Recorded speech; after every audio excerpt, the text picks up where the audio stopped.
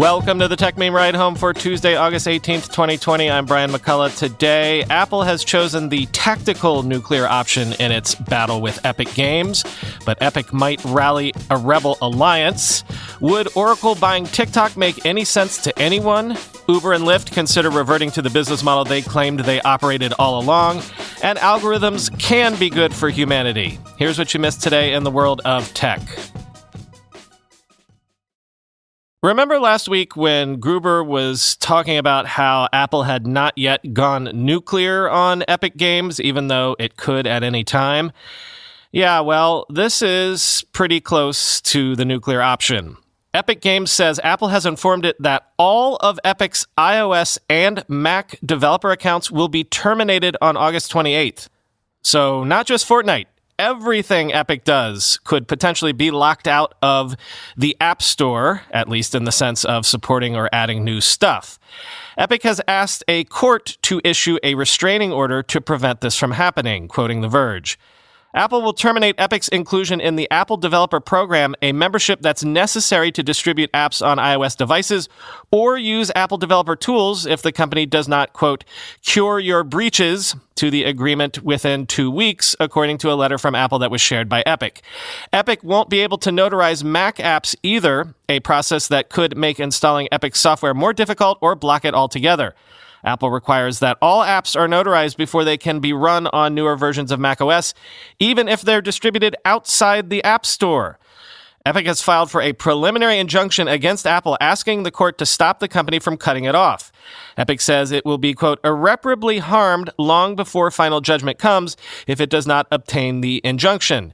Quote, Apple's actions will irreparably damage Epic's reputation among Fortnite users and be catastrophic for the future of the separate Unreal Engine business, Epic writes. Epic also asks for Fortnite, with its lowered prices and alternate payment option, to be returned to the App Store. Cutting Epic out of the developer program entirely would be a significant escalation in an already high-stakes battle. The developer program is the gateway to publishing apps on Apple's platforms, and the ubiquity of Epic's Unreal Engine could lead to problems that reach far beyond Epic itself. The Unreal Engine is a hugely popular free-to-start game engine that's widely used by developers. Many games inside Apple's own Apple Arcade subscription service rely on the Unreal Engine, and theoretically, those developers would struggle to build new iOS games or create updates if Apple cuts off access to the software, end quote. Yeah, see what I mean by the nuclear option here? Apple is applying a bit of leverage itself. Okay, Epic, you think you're in control of your own destiny with Fortnite? That's fine. But we're willing to break games across the entire gaming industry just in order to get you to get in line. For its part, this is a statement Apple made to The Verge.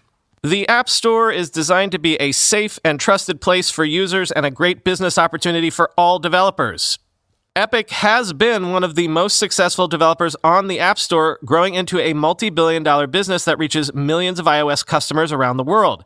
We very much want to keep the company as part of the Apple Developer Program and their apps on the store. The problem Epic has created for itself is one that can easily be remedied if they submit an update of their app that reverts it to comply with the guidelines they agreed to and which apply to all developers. We won't make an exception for Epic because we don't think it's right to put their business interests ahead of the guidelines that protect our customers, end quote. Meanwhile, according to the information, Epic has been reaching out to other tech companies, including Spotify, about forming some sort of alliance of companies critical of Apple's App Store policies, which I assumed was part of Epic's game plan from day one. But also, speaking of leverage, what if all of the sudden a rebel alliance is formed and you not only couldn't play Fortnite on your iPhone, but suddenly couldn't play Spotify, couldn't, I don't know, use Netflix or use Office apps on your iOS devices? As Steve Troughton-Smith tweeted, quote, luckily, Apple hasn't pissed off Microsoft, Amazon, Spotify, Valve, Google, Facebook, Netflix recently. Oh. It wouldn't be hard to form a coalition if everybody wasn't so scared of how Apple would react, end quote.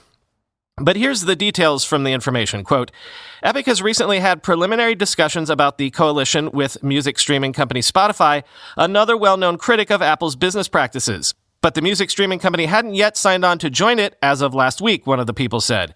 The game maker also approached Sonos, the maker of connected stereo equipment, which is considering joining the group, another one of the people said.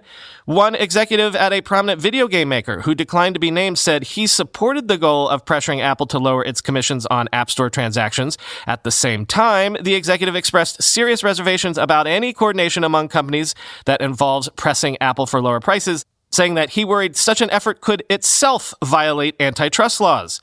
This executive hadn't discussed joining the group with Epic. Several big tech companies also have concerns about Apple's App Store policies, but may be reluctant to join any formal group because they are facing their own antitrust probes. Still, Epic's campaign has already spurred some of them to step up their criticisms of Apple's practices. On Friday, Facebook publicly called out Apple for taking its 30% cut from a new feature that lets people host paid virtual events through the Facebook app. Facebook sped up the timing of the planned announcement after seeing Epic attack Apple the day before, according to people familiar with the matter, end quote. Meanwhile, with that other big brouhaha we've been watching, sources are telling the Financial Times that Oracle has been working with U.S. investors who already have a stake in ByteDance to put together a deal to acquire TikTok's operations in the U.S., Canada, Australia, and New Zealand. Which, Oracle? If Microsoft as a home for TikTok didn't make much sense to you, then Oracle definitely doesn't, right? Unless they're just interested in keeping it out of Microsoft's hands? I don't know. Quote, the tech company co-founded by Larry Ellison had held preliminary talks with TikTok's Chinese owner ByteDance and was seriously considering purchasing the app's operations in the US, Canada, Australia, and New Zealand, the people said. Oracle was working with a group of US investors that already own a stake in ByteDance, including General Atlantic and Sequoia Capital, the people added. The entry of Oracle into the race provided ByteDance with a credible alternative to Microsoft's offer, said one person with direct knowledge of the matter. Twitter had also held early-stage talks with TikTok, but there were serious concerns about the U.S. social media group's ability to finance the deal, said people briefed about the matter, end quote. But still, Oracle. Really? As Ari Levy tweeted, because when I think relational databases, first thing that comes to mind is... But as Sarah Fryer tweeted, I did not see this coming, probably because I was thinking about business model versus politics. Oracle's Ellison has a good relationship with Trump, end quote. Yes, Larry Ellison has held fundraisers for the Trump campaign in the past, so maybe that bridge building is about to pay off in the weirdest possible way.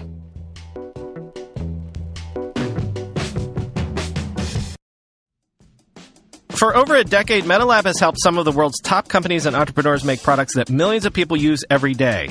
Let me tell you about how MetaLab helped Uber Eats define its global design and motion framework.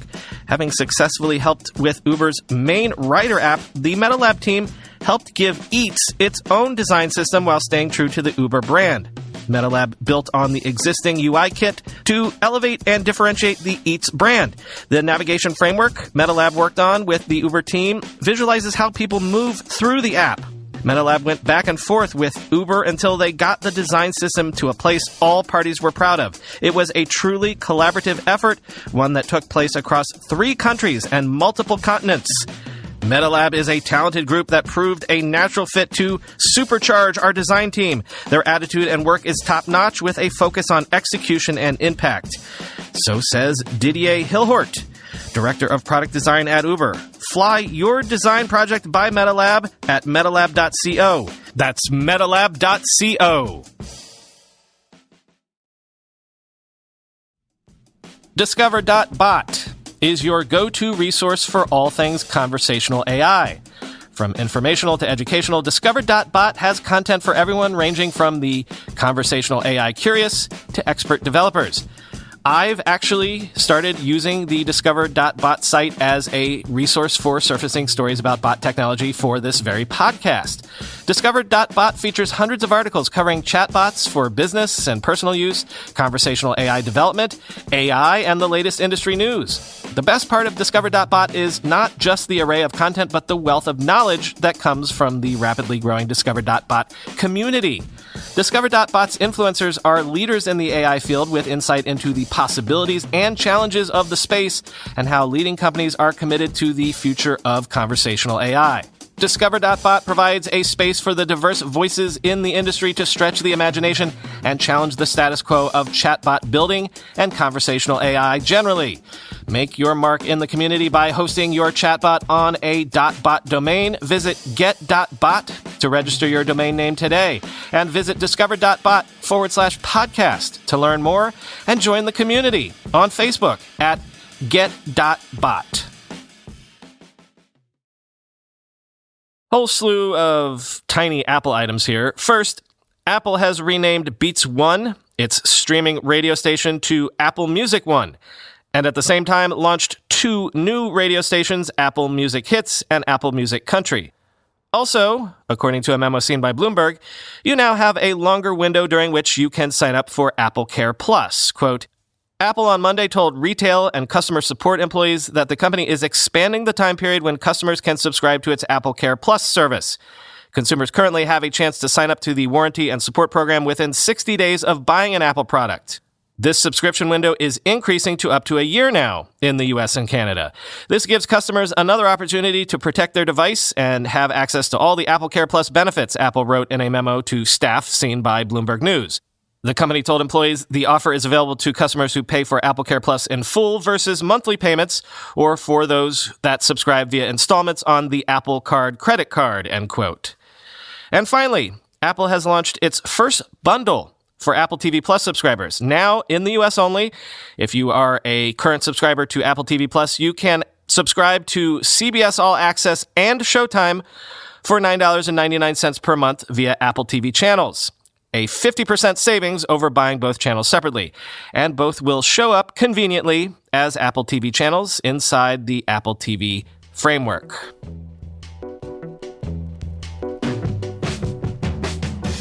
File this in the running counter to the COVID era drawer, I guess. Amazon says it is expanding its physical offices, planning to add 3,500 corporate employees in 6 major cities, Phoenix, San Diego, Denver, Detroit, and Dallas, and 2,000 jobs here in New York City, quoting the Wall Street Journal. The Seattle company's plans contrast with those of some other major tech companies during the coronavirus pandemic, which have embraced remote work for the long term. That has included Facebook, which in May said it would shift toward a substantially remote workforce over the next decade, and Twitter, which told employees they can work from home indefinitely. Amazon, which was early in sending employees home when the pandemic hit, is allowing staff who can work from home to do so until January 8th. The company, however, expects much of its staff to one day return to its offices. Vice President of Workforce Development Ardeen Williams said, quote, the ability to connect with people, the ability for teams to work together in an ad hoc fashion, you can do it virtually, but it isn't as spontaneous, Ms. Williams said in an interview. We are looking forward to returning to the office, end quote. Amazon is adding more than 900,000 square feet across the 6 locations where it is expanding. The New York space alone totals 630,000 square feet, end quote.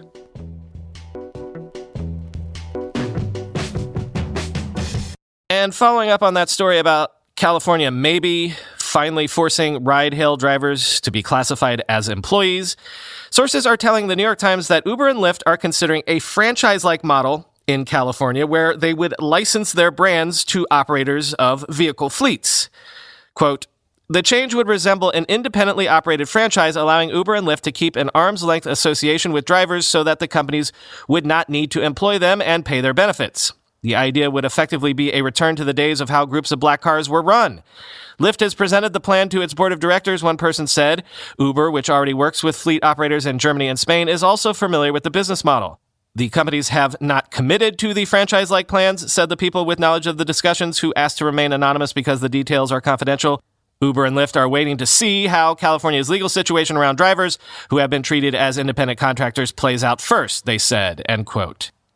Yes, the advantage here is licensing a brand or doing a franchise is basically a pure margin business, which is what Uber and Lyft are after in the first place, right? No need to own vehicles or pay labor, that's the dream. But also, one could argue, and many have argued, that this is what Uber and Lyft as businesses should have been from the get-go. Like, they chose to go for the maximalist force a monopoly so we can take over all of transportation business model.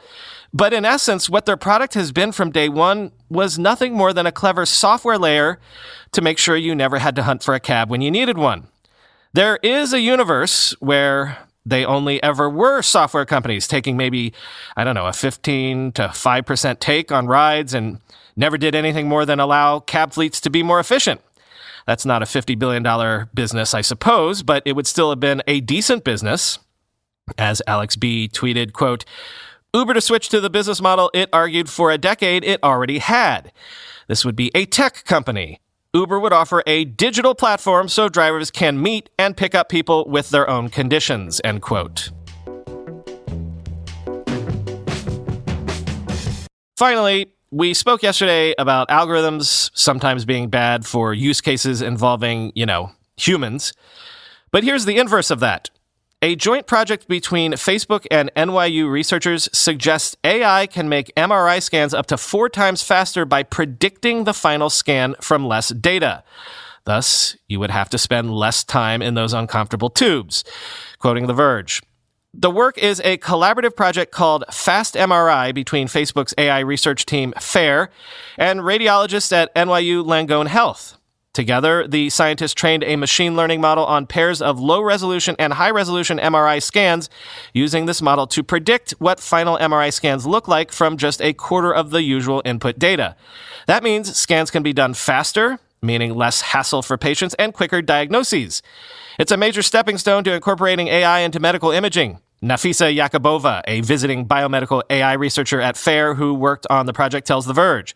The reason artificial intelligence can be used to produce the same scans from less data is that the neural networks have essentially learned an abstract idea of what a medical scan looks like by examining the training data. It then uses this to make a prediction about the final output. Think of it like an architect who's designed lots of banks over the years. They have an abstract idea of what a bank looks like, and so they can create a final blueprint faster. The neural net knows about the overall structure of the medical image. Dan Sodikson, professor of radiology at NYU Langone Health, tells The Verge, in some ways, what we're doing is filling in what is unique about this particular patient scan based on the data, end quote. That's all for today. Running a tad late, so just, talk to you tomorrow.